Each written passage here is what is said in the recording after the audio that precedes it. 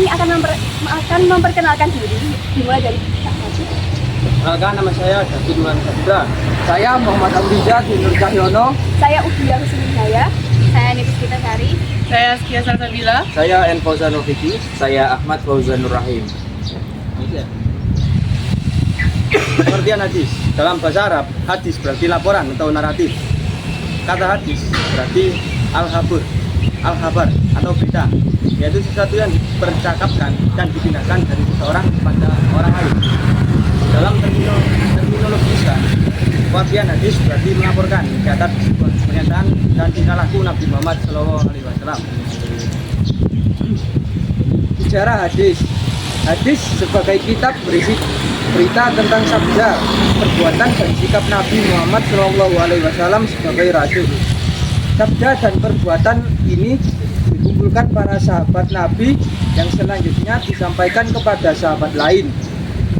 Masa pembentukan hadis tiada lain masa kerasulan Nabi Muhammad SAW itu sendiri. Ialah lebih kurang 23 tahun. Masa pembentukan hadis, di mana periode tersebut dimulai sejak Nabi Muhammad dan sebagai Nabi dan Rasul hingga wafatnya pada 610 Masehi sampai 632 Masehi. Pada masa ini hadis belum ditulis, tetapi terdapat pada benak dan hafalan para sahabat saja. Dan di saat itu Nabi Muhammad sempat melarang penulisan hadis agar tidak tercampur dengan periwayatan Al-Quran. Namun setelah beberapa waktu Nabi Muhammad SAW memperbolehkan penulisan hadis dari beberapa orang sahabat seperti Abdullah bin Mas'ud, Abu Bakar, Umar, Abu Hurairah, Zaid bin Sabit, dan lain-lain. Selanjutnya ada masa penggalian hadis, yaitu masa ini dimulai sejak wafatnya Nabi Muhammad SAW pada tahun 11 Hijriah atau 632 Masehi. Pada masa ini hadis belum ditulis ataupun dibuat, kecuali yang dilakukan oleh beberapa sahabat seperti Abu Hurairah, Abu Bakar, Umar bin Khattab, Abdullah bin Mas'ud, dan lainnya. Sering dengan perkembangan dakwah, mulailah bermuncullah persoalan baru umat Islam yang mendorong para sahabat saling bertukar hadis dan menggali dari sumber utamanya. Yang pertama, hadis sahih. Hadis sahih menurut bahasa kata saha, yasihu, suhan, wasihatan, wasahan, yang berarti yang sehat, selamat, benar, sah, dan benar. Para ulama biasa menyebut sebagai lawan kata sokim atau sakit.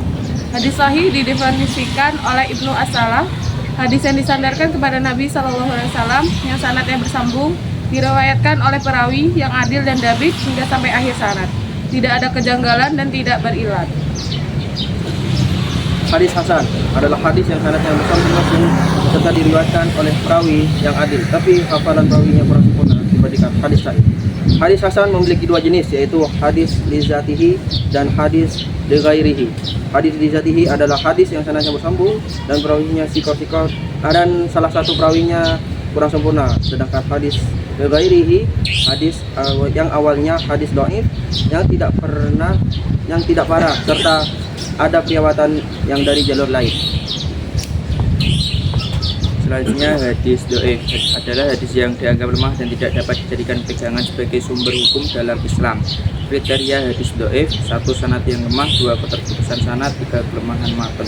Contoh penggunaan hadis dhaif tidak bisa digunakan sebagai dasar hukum, tetapi terkadang masih dapat digunakan untuk memperkuat amal baik seperti dalam hal ibadah sunnah.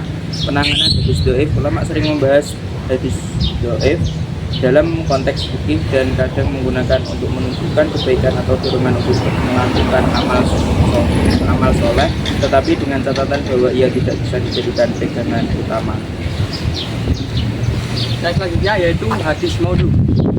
Hadis maudhu atau yang juga sebagai hadis palsu merupakan sesuatu yang sandarkan kepada Nabi Muhammad SAW mengenai perbuatan, perkataan, takdirnya, sifat akhlaknya, atau sifat simulasinya. Selanjutnya adalah hadis maudhu adalah hadis yang sanadnya berujung langsung pada Nabi Muhammad SAW. Hadis maudhu, hadis yang sanadnya terdiri dari para sahabat dan ada tanda baik-baik secara perkataan atau perbuatan yang menunjukkan derajat manusia.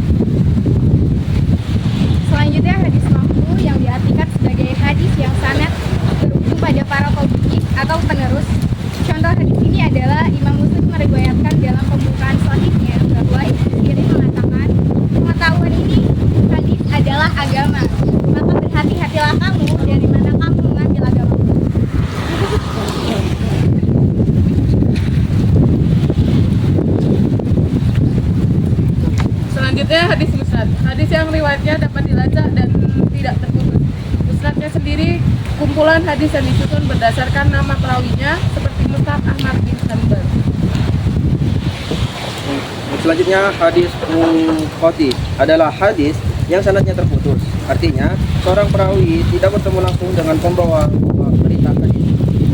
Hadis munqati ada dua, yaitu hadis mursal dan hadis muallaq. Hadis mursal adalah hadis yang disampaikan oleh tabi'in tanpa menyebutkan nama sahabat dan langsung menyebutkan nama Rasulullah SAW.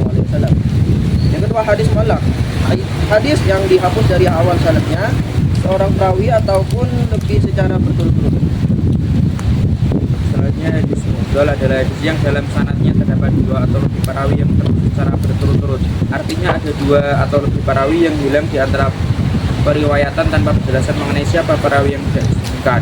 Hadis ini dianggap lemah atau dhaif karena adanya keterputusan dalam sanad sehingga tidak bisa dipastikan keaslian informasi yang sampai kepada kita. Contohnya jika seorang tabi'in meriwayatkan hadis langsung dari Nabi Muhammad SAW tanpa menyebutkan sahabat yang menjadi perantara, ini disebut sebagai hadis mudzal.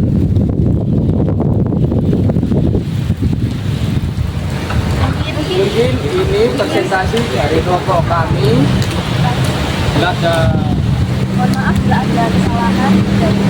Kurang lebihnya mohon maaf. Assalamualaikum warahmatullahi